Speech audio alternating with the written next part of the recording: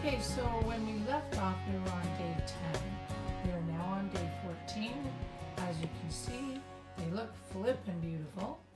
We are going to use a cutting board to take them out of the tray.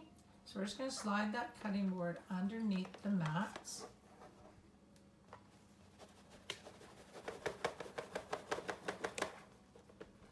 Now you have to remember, this is a first for us.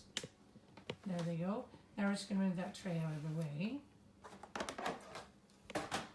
And so now our mats are sitting.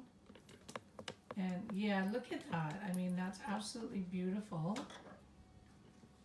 So now she's just going to start to harvest, just like that. Just snip off. We have a colander in the sink that we're popping them into.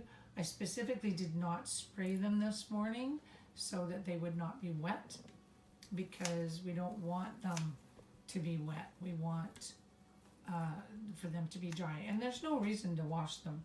You've grown them in your kitchen in an organic way with water, and there's no worries about what's on them. There's no dirt on them. There's no bugs on them.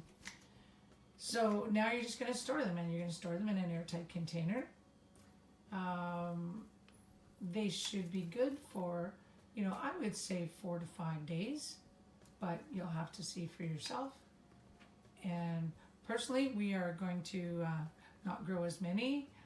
I'm going to start growing 5x5 mats. Oops, 5x5 mats, and start a new mat every 4 days, so that we have a nice little crop, every 5 or 6 days, and that none go to waste.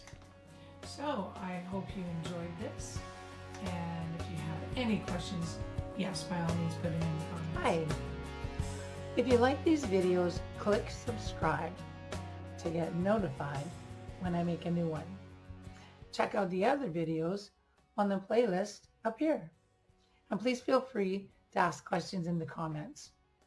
I want to thank you for watching. Have a fabulous day and happy growing.